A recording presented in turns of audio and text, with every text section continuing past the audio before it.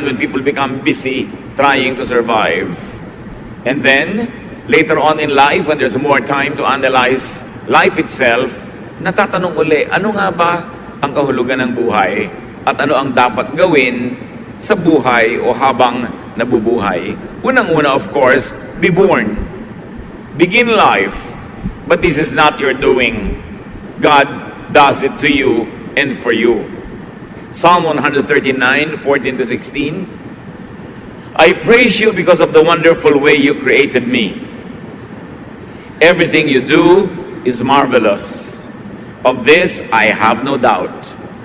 Nothing about me is hidden from you. I was secretly woven together in the earth below.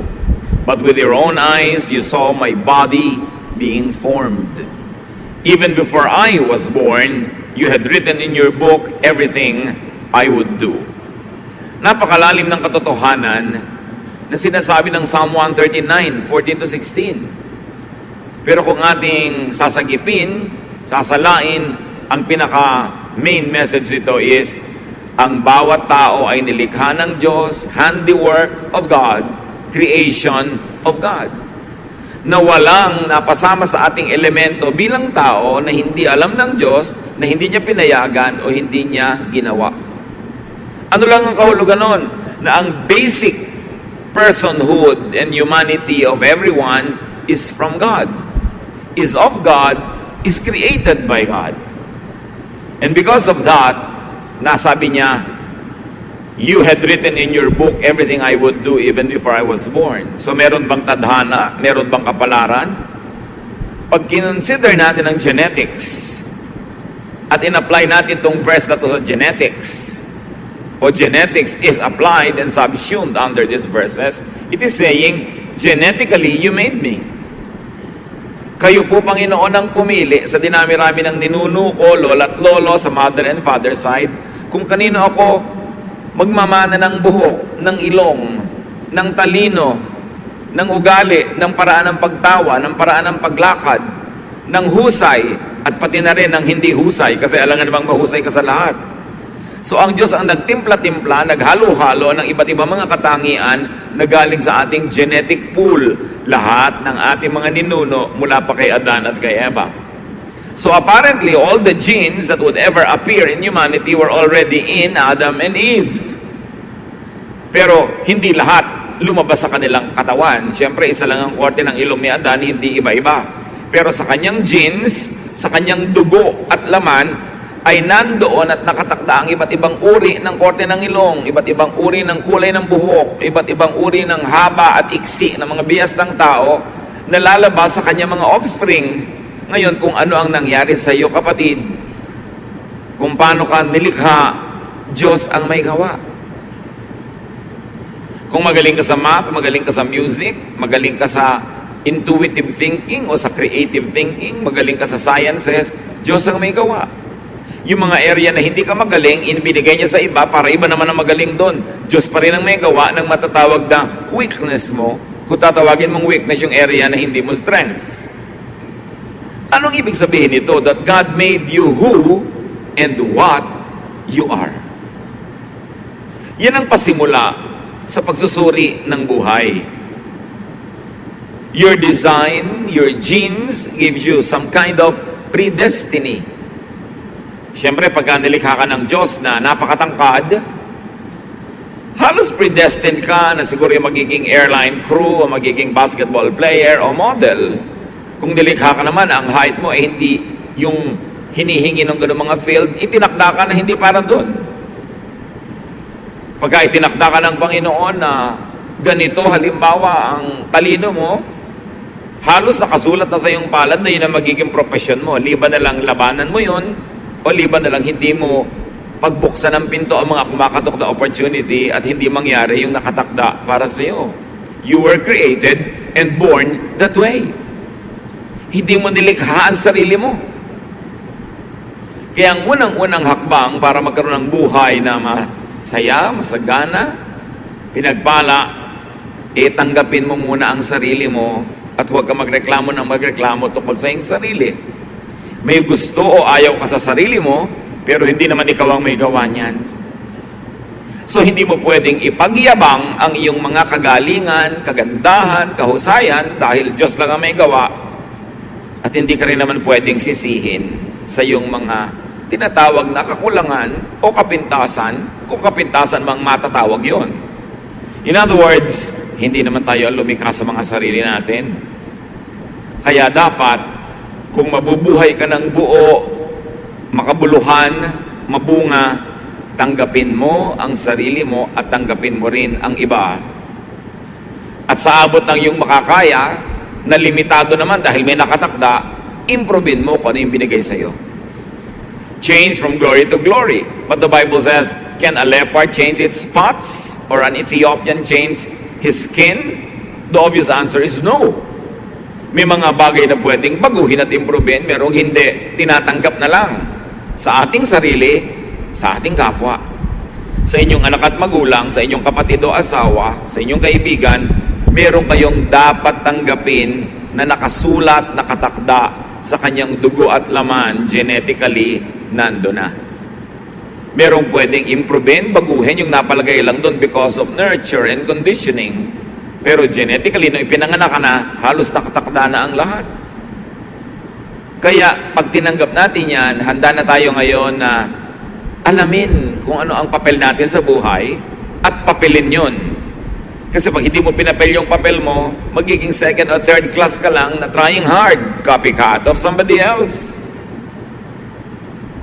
Ecclesiastes 3:1-2, everything on earth has its own time and its own season. There is a time for birth. Be as you were created and designed. Sabi, pwede bang lumaban ang palayok doon sa gumagawa ng palayok na sinasabi, bakit ganyan ang ginawa mong korte sa akin? Oh, bakit wala akong tangkay? Bakit ganito? Bakit ganon? No. He is the potter, we are the clay. Mas maaga nating matanggap yon, mababawasan ang pakikipagtunggali mo sa mga totoo at natural sa'yo. At mababawasan ang pressure na binibigay mo sa iba na pilitin yung silang baguhin sa mga bagay na hindi naman talaga nababago, tinatanggap na lang at nai-improve naman. So be at peace with yourself and with others.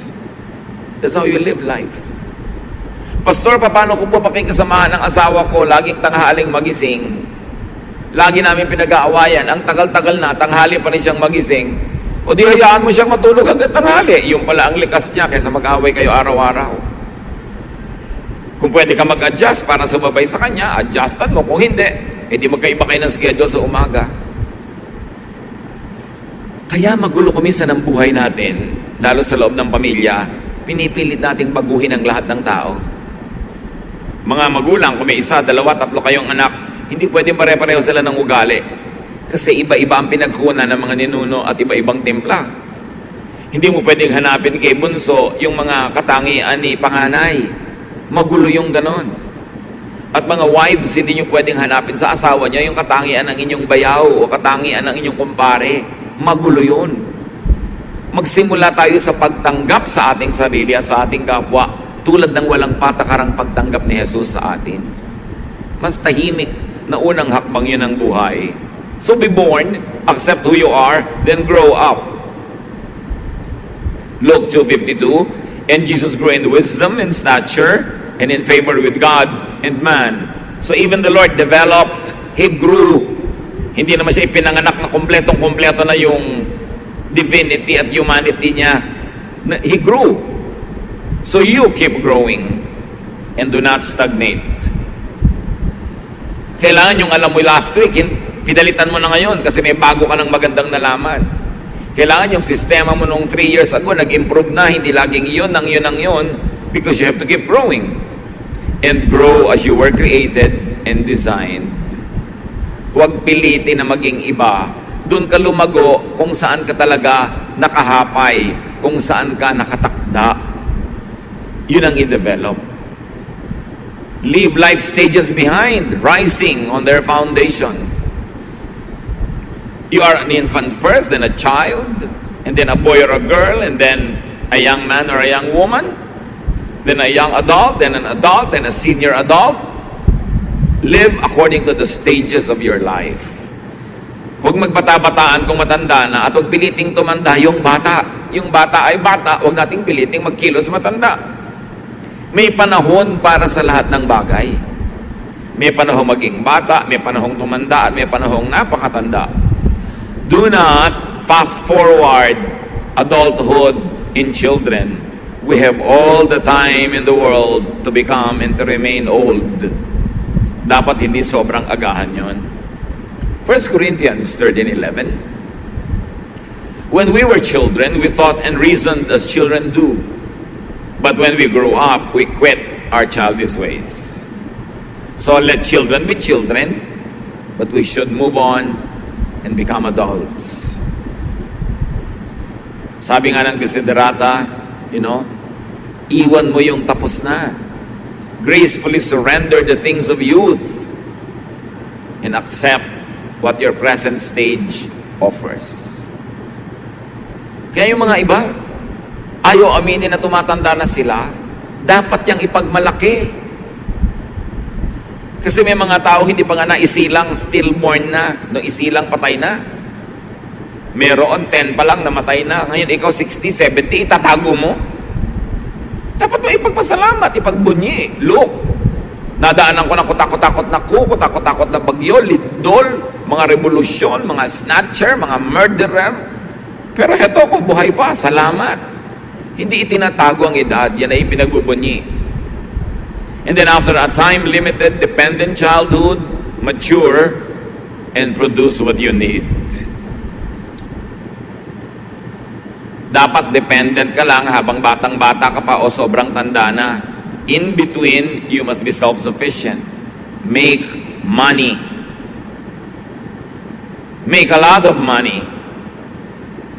Para meron ka ring itusto sa sarili mo at ipamigay pa sa mga ibang may kasakit o sobrang bata o sobrang tanda na hindi nila kayang lumikha ng yaman. Ecclesiastes 10:19. Church, read aloud.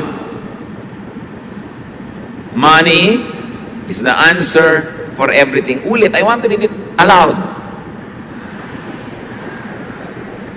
Yes, the Bible says so. Huwag kayong magpanggap na hindi kayo mukhang pera. Huwag lang tayong umibig sa pera na mas ibig natin kaysa sa Diyos o sa kapwa o sa kabutihan. But you must produce money dahil kada kilos mo gastos. Hindi pwedeng banal ako, hindi ako mukhang pera. No, sabi sa Bible, money is the answer for everything. Pag wala kang pera, ni wala ka ma-tithe. Dapat meron. And then make a surplus for others. Gawin natin dapat ambisyon kung hindi pa natin ginagawa to make a lot of money. Then ipamigay mo kung sobra-sobra sa mga karapat-dapat, hindi sa mga tamad. Ipamigay sa tama. Proverbs 31:16, yung mahusay na babae, she knows how to buy land and how to plant a vineyard. And she always works hard. She knows when to buy or sell, and she stays busy until late at night. So ganun daw ang magandang katangian, maging ng babae, mahusay magnegosyo, nagbabuy and sell, laging kumikita. Gumagastos, yes, pero kinikita ang ginagastos. Ephesians 4:28, if you are a thief, quit stealing. Be honest and work hard so you will have something to give to people in need. So napakasarap na kumita ng higit sa iyong kailangan, meron kang pwedeng ipamigay. And one of the greatest pleasures in life is to give to deserving people. Titus 3:14, our children should learn to spend their time doing something useful and worthwhile. So bata pa lang, tinuturoan na nating humilig sa negosyo, humilig sa trabaho, humilig sa paghahanap buhay. What else to do in life as you grow older? Do the maximum good. Lahat ng pwedeng gawing mabuti, gawin.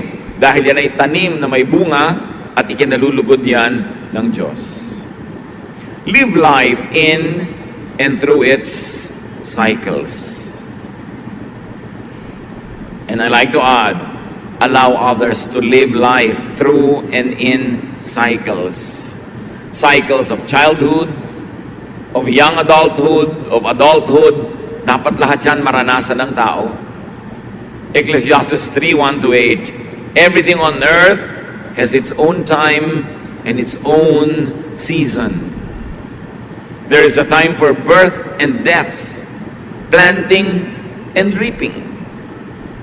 Lahat may panahon. May panahon ng pagtatanim, mayroong panahon ng pag-ani. So kayo na mga tinaniman ng mabuti, dapat magkaroon naman ng ani yung nagtanim sa inyo para may panahon din sila ng ani. Live and enjoy life stage and cycle. And do not resist or fight time and aging.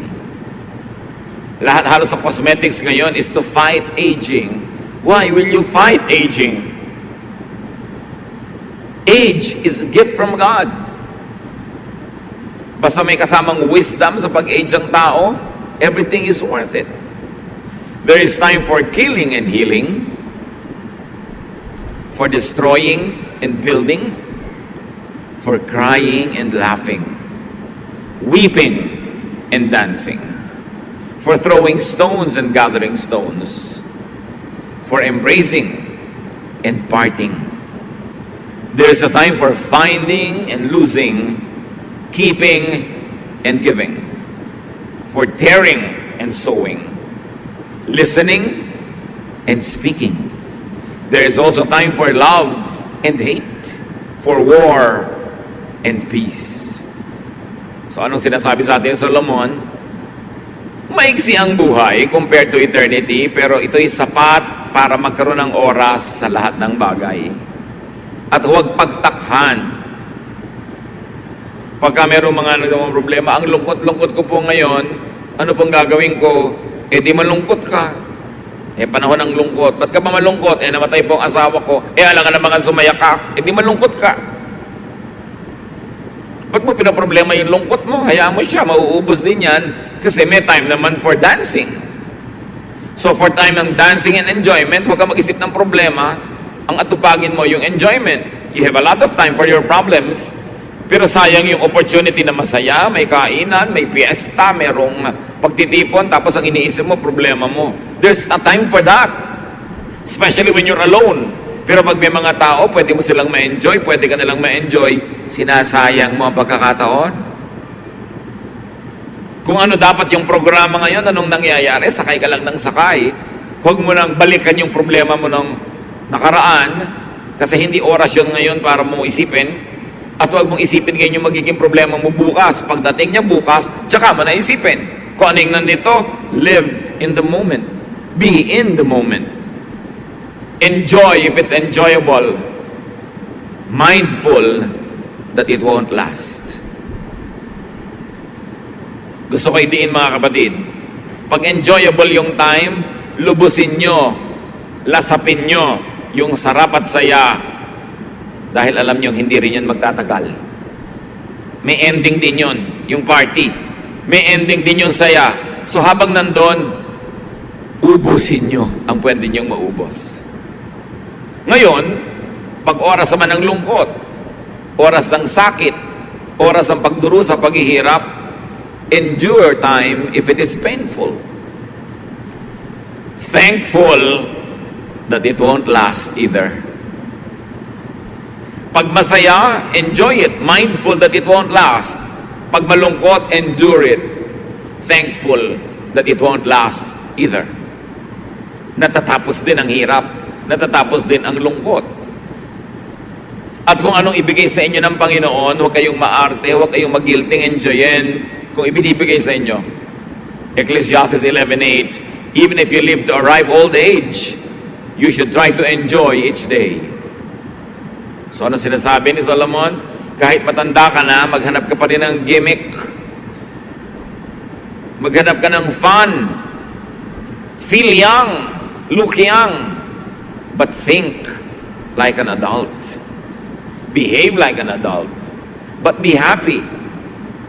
At isa yan sa mga gifts natin sa ating mga magulang, lolo at lola, lalo't naging mabuti silang magulang, dapat magsaya naman sila sa kanilang pagtanda. Hindi ang tanda-tanda na nila, taga-alaga pa ng apo. Dapat, gusto kong yakapin ng apo ko, sayo ko na, pagod na ako, ito na uli ang anak mo, alagaan mo na uli. Ganun lang, hindi yung sila tong nakatali sa mga apo. Inalagaan na nga kayo, pati anak nyo, alagaan pa ng magulang nyo, ano kayo? Dapat kung gusto lang nila, pagka naiinip lang sila o natutuwa, pero hindi nila tungkulin yon. Hindi tungkulin ng mga lolo at lolo na alagaan ng mga apo. Tungkulin yun ng magulang. So give them time to rest, to enjoy life. At syempre, because, ano nga yung binasa nating malakas na verse? Ulitin nyo nga. Lakasan. Yes, money is the answer for everything. Dapat punuin nyo ang bulsa ng matatanda ng money. Sustentuhan. Pag binigyan mo ang matanda ngayon, sabihin mo, next month po, ganyan din ang ibibigay ko. Hindi ibibigay mo, pero hindi niya alam kung kailan yung next. Hindi tuloy siya makapag-plan ng budget. Right? Dapat, pinalaki ka, pinakain ka. Panahon lang. Panahon mo naman ngayon para mag-alaga ng mga matanda na. Hindi yung matanda na sila, sa kanya ka pa kayo hihingi ng pang-load. Ang kapal naman ng anak na ang tanda-tanda na nanay, pahingin pang-load. So, kailangan bibigyan ng pahinga ang matatanda para buong buhay, lahat ng cycle na enjoy nila. Lesson naman, maging mabuti tayo magulang para ganado na yung mga anak natin na mahalin tayo pagdating ng panahon. Diba? Ecclesiastes 7:14. When times are good, be happy. But when times are bad, consider this: God has made the one as well as the other. Therefore, no one can discover anything about their future. Lagi may nagtatanong, pwede po bang hulaan yung future? Ayan, sinabi niya, no one can discover anything about their future. So tama na ang katatanong tungkol dyan sa hula na yan. Hindi nalalaman ko anong darating pa. Pero, kung anong dumating, try to enjoy it. Sabi, pag masaya ang panahon, magsaya ka. Pag malungkot ka, di malungkot ka. At tandaan mo, Diyos din ang may gawa niyan. Hindi si Satanas. Tanggapin mo, bahagi talaga yan ng buhay. It is a given. Do not contend with it. Just accept it. Thankful that sad times won't last forever. Mindful that happy times won't last too long. So enjoy it. Maximize enjoyment. Kung gusto mong tumanaw ng utang na loob sa Diyos na nagbigay ng buhay, enjoyin mo yung binigay niyang buhay at ikatutuwa yun ng Diyos. Hindi siya na-offend kung nag-enjoy ka. Mga religious leaders lang kuminsan ang na-offend pag nag-enjoy yung mga tao, but not God. God wants you to have a life, a full life, a meaningful and a happy life. So make and let others enjoy. Gawin yung mission sa buhay, mga kapatid, to make people enjoy. Especially people who are good to you and kind to you. What do you do with life? Minimize pain and suffering. Bawasan, untian natin ang lungkot at hirap ng buhay. Huwag makipag-away. Nakakalungkot yan. Huwag mang-api. Huwag maging killjoy sa iba. Minsan, yung taong to ngayon lang pala siya nagkaroon ng kaligayahan. Kikilljoyin mo pa. Ang tagal-tagal pala niya nagdurusa. Tapos ngayon, naiinis ka dahil ang lakas niyan tumawa. Ngayon lang pala nakatawa yung tao after many years. Hayaan nyo yung mga tao. Let people also enjoy their lives. But above all, what do you do with life? Fear God and obey His commandments. Hindi takot na ninenervyo sa pinagpapawisan ng malapot, but banal na takot. Isang uri ng takot na may pitagan na bibigay sa'yo ng inspirasyong mabuhay ng maayos, na mabuhay ng mabuti sa kapwa-tao. Ecclesiastes 12:13-14. Everything you were taught can be put in a few words.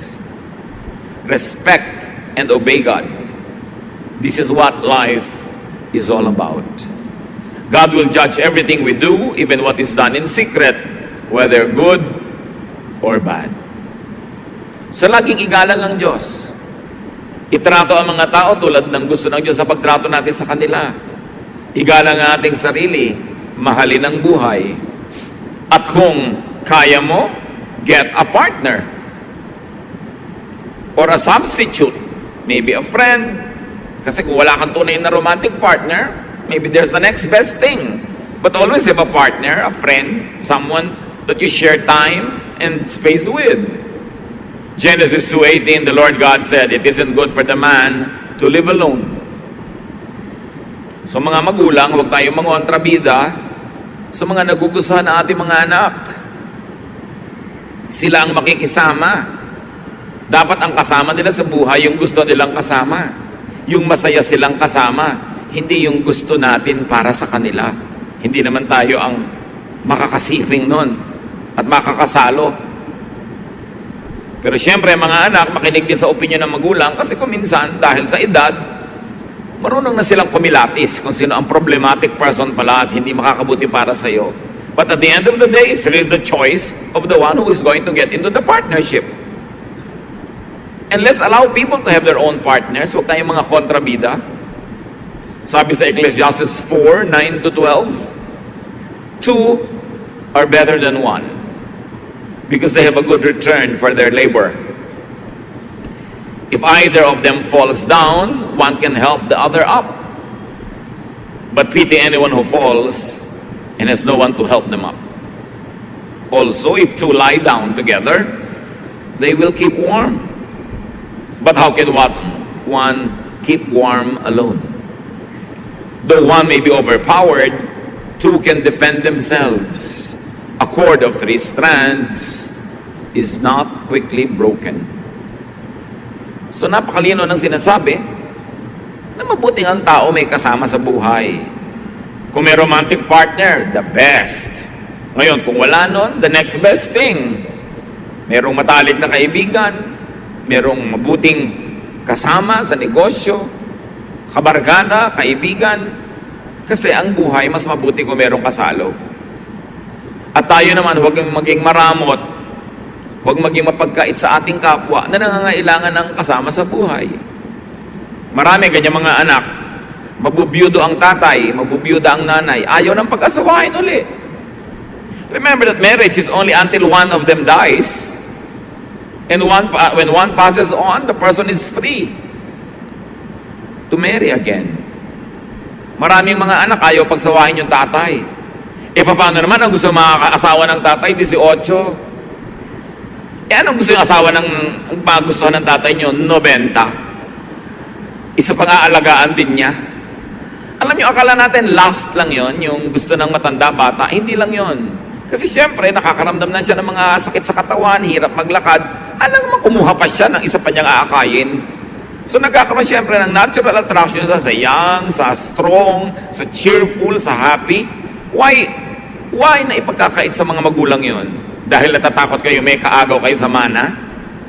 Sa mga lupa, sa kuko ng tatay nyo, maghahati-hati kayo sa konting lupa. Pagkakaitan nyo siya ng kaligayahan, bakit? Masisipingan nyo ba siya? Makakamot nyo ba yung likod niya the way a wife or a partner could? So bakit yung pagdadamutan? Ipinundar niya yung kanyang mga property, natatakot kayong pagmamatay siya, may mapunta doon sa kanyang mapapangasawa. Maraming anak, ganun ka-selfish. Magpuntar kayo ng property nyo kung gusto nyo magkaroon, huwag nyong bigla na lang titigan yung mamamanan nyo na pinagkakaitan nyo yung matanda na makapag-asawa sa takot nyong mabawasan ng mana. Pero pandanay, ang tanda-tanda nyo na, nakakahiya naman po na mag-asawa pa kayo. Bakit nakakahiya? Marriage is honorable, no matter what the age. Sasamahan nyo ba siya araw-araw? Pumupunta lang naman kayo kung birthday, o pag Biyernes Santo, o pag Noche Buena. Ibang araw, wala namang kasama yung matanda. Ba't di nyo hayaang may kasama? Don't be a killjoy.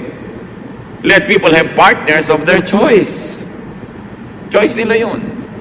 Si King David nga nung matanda na hindi na matanggal ang ginao sa katawan. 1 Kings 1 to 4. King David was now an old man, and he always felt cold, even under a lot of blankets. His officials said, "Your Majesty, we will look for a young woman to take care of you. She can lie down beside you and keep you warm."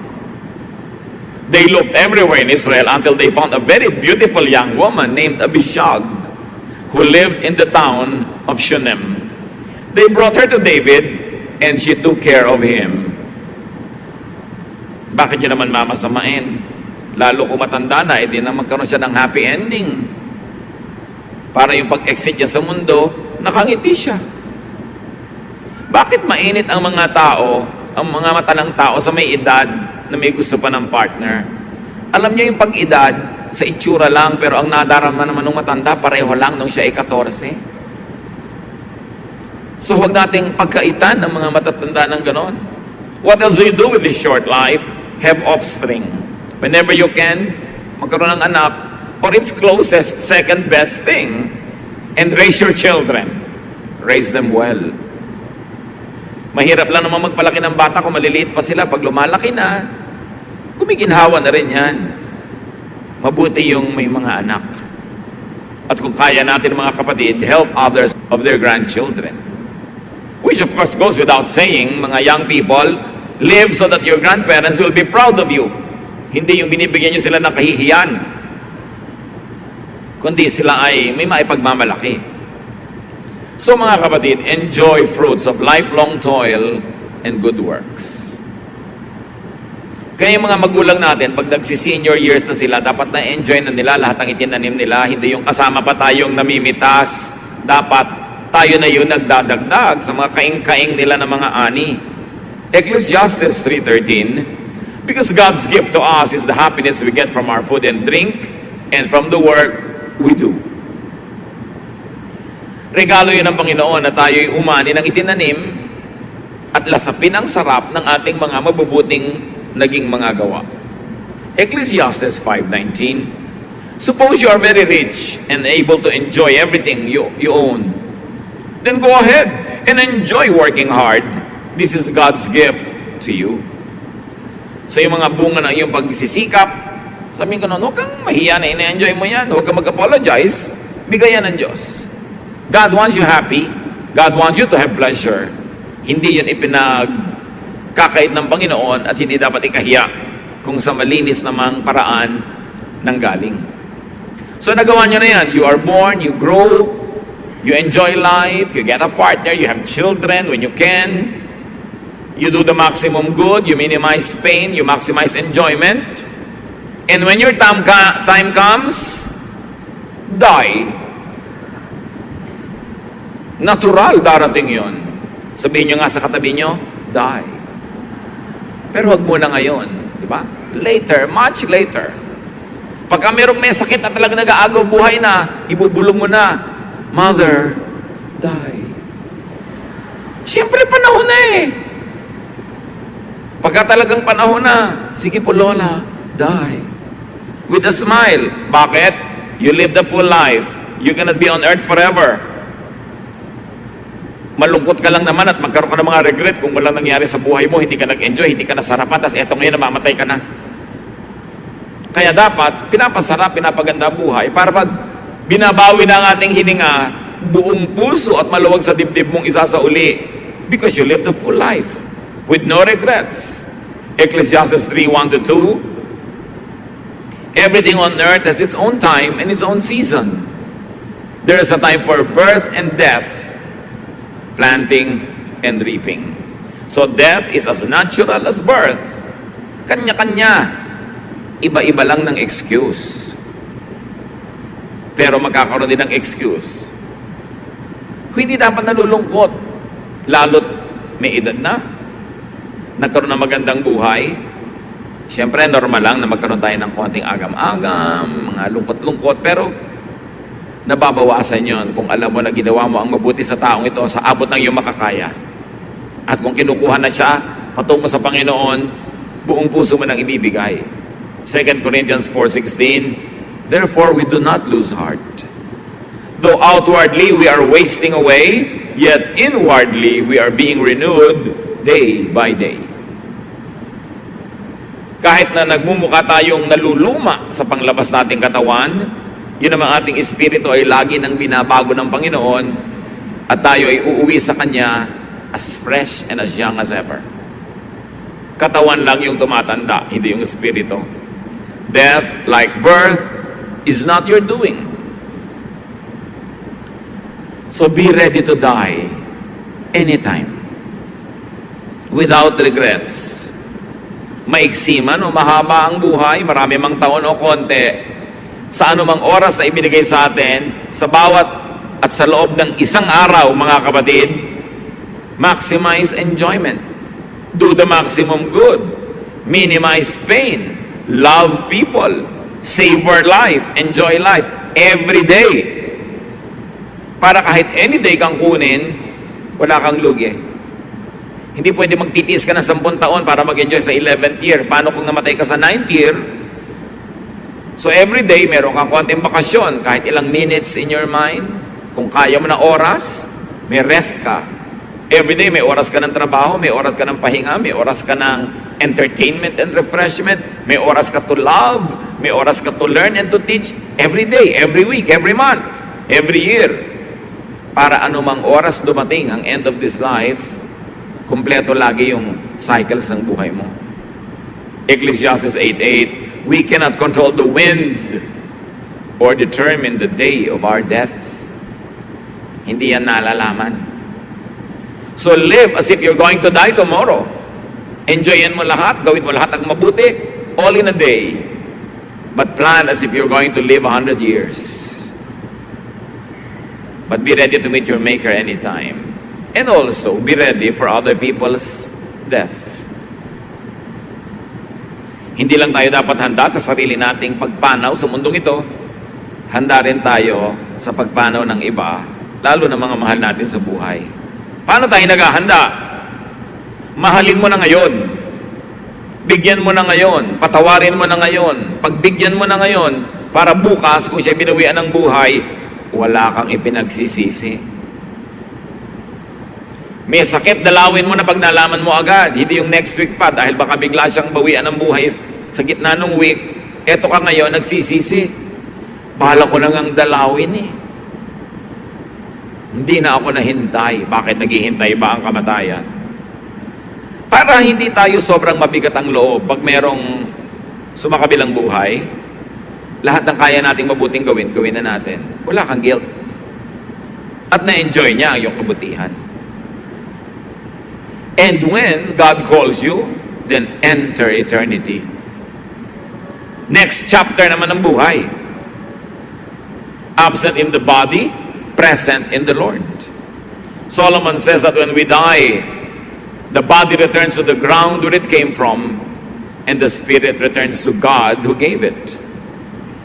So minus all the human and earthly drama, that is really glorious to return to God.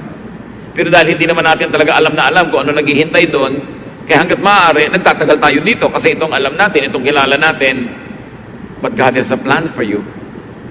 So live your life now while on earth, and when God calls you, go there.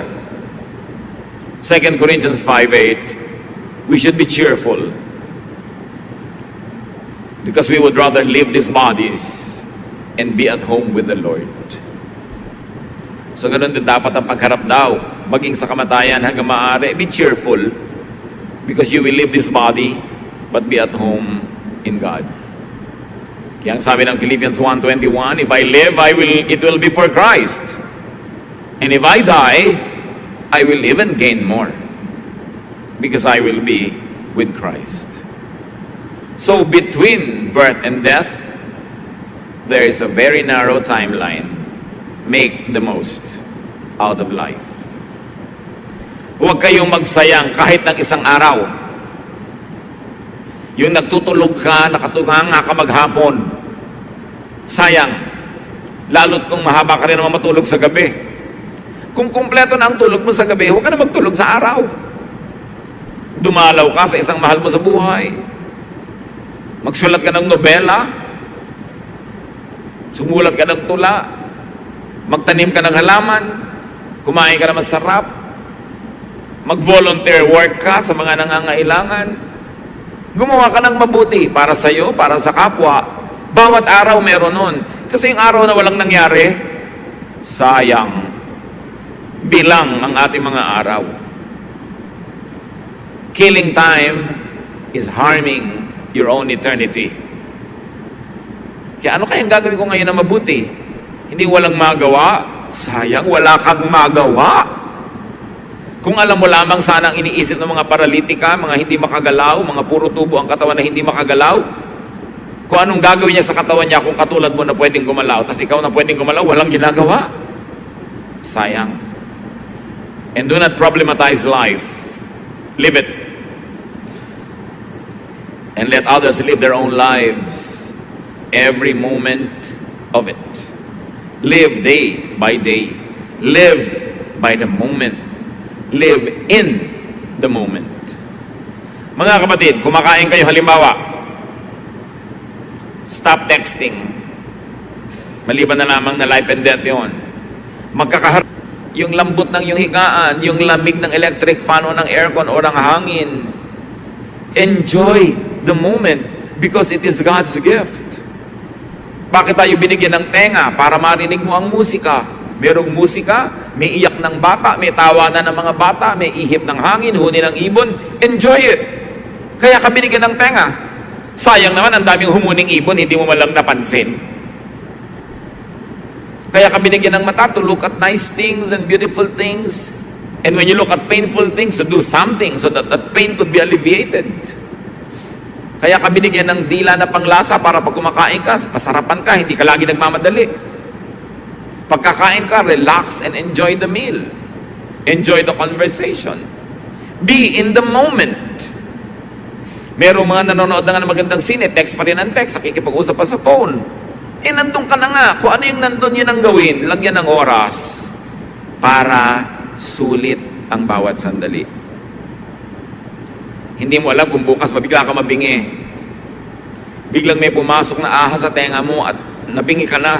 Hindi mo na alam. So enjoy hearing now while you can. Habang nakakakita ka, tumingin ka na mabuti. Habang nakakalakad ang iyong paa, maglakad ka na, mag-gimmick ka, mamasyal ka. At huwag kang mangharang doon sa mga gustong mamasyal. Kasi may mga moment na hindi ka makalakad. James 4:14, what do you know about tomorrow? How can you be so sure about life? It is nothing more than just mist that appears for only a little while before it disappears. So live mindfully. Kung anong nagaganap ngayon, doon yung ilagay yung isip nyo. Nandiyan yung tatay mo nagsasalita, pakinggan mo, hindi yung lumilipad ang isip mo. Kasama mo yung asawa mo, enjoy the moment, hindi yung kung ano-anong ini-imagine mong ibang bagay. Savor the time and place. Nagbabakasyon kayo, huwag kang umimbento ng gulo o away. Sige na, todo pasa na lang, lampas lahat para masarap ang panahon. Savor the sensations and the feelings. Napakahalaga ng feelings. Expose yourself to what makes you feel good. There's nothing wrong with that. Basta hindi nyo ninanakaw o inaagaw sa ibang tao. And make people feel good. Mga kapatid, binigyan tayo ng dila. Dapat more than 95% of the time, pag may sinabi tayo sa kapwa, they feel good. Not bad. At kung magkikriticize tayo, let it be founded on truth and criticism na hinihingi ng tao. Pero marami sa atin, paano natin minimisuse ang ating dila? Pag nagsalita tayo, may nasasaktan. May nagdaramdam. Meron people who feel bad. So ano kayo? Gift or curse to humanity? Make people feel good. Compliment them. Ang ganda-ganda ng haircut niya, appreciatein mo. Bihis na bihis ang iyong asawa, may lakad kayo, parang wala ka nakita, parang isang sakong bigas lang yung nakita mo, wala ka man lang comment. Di mo lang sabing, napakaganda talaga ng asawa ko, napakapalad ko. Di ba ang saya-saya niya? Bukas, ang init-init na sinangag ang kakainin mo, hindi lamig. Make people feel good. Akala niyo ba yung mission yung magpunta lang sa Africa, sa mga kabundukan, dalhin doon ng Biblia? Ang mission is to bring the love of Jesus to the next person. Hindi mo kailangan magbiyahe ng malayo. Bring the love of God, the cheer, the happiness, the pleasure. Mission yun. Sabi ni Lord, I came that you might have life and find it to the full. So when you make people find their lives and their fullness, you are doing the mission of Jesus. Jesus has come to me, all of you are tired and heavy laden, and I'll give you rest. So when you give rest to people, you are doing the work of Christ. Hindi lang yung magtayo ng mga simbahan at gumawa ng mga evangelistic rallies. Well, yes, they are works of Christ. Pero hindi lang yun ang ibig sabihin nun.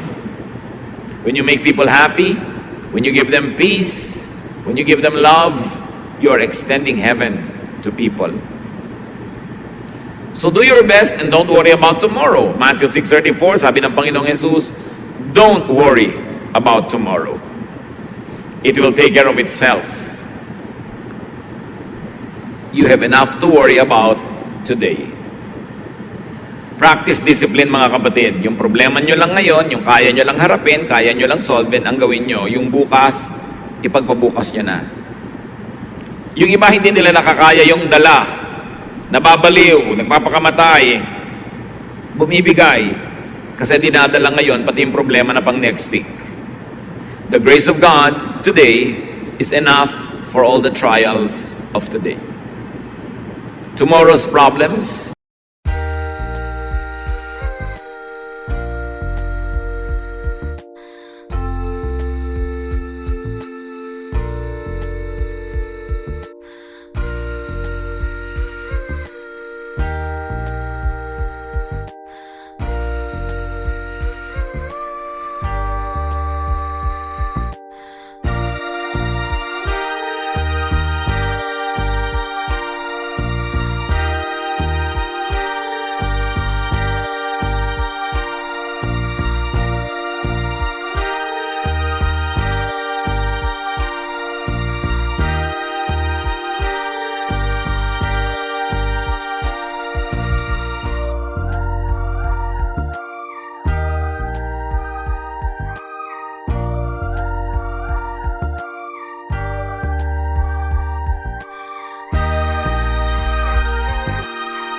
will be accompanied by blessings of God tomorrow. Sabi sa Psalm 90 verse 12, teach us to use wisely all the time that we have. Gaano karaming oras pa kaya, araw, buwan, minuto ang natitira bago tayo humarap sa Diyos at mabawian ang buhay? Use wisely all the time that you have. To love, to be loved, to do the maximum good, to share the gospel of Jesus to people, not only the words of the Bible, but love in action as exemplified by Jesus. And when your time comes,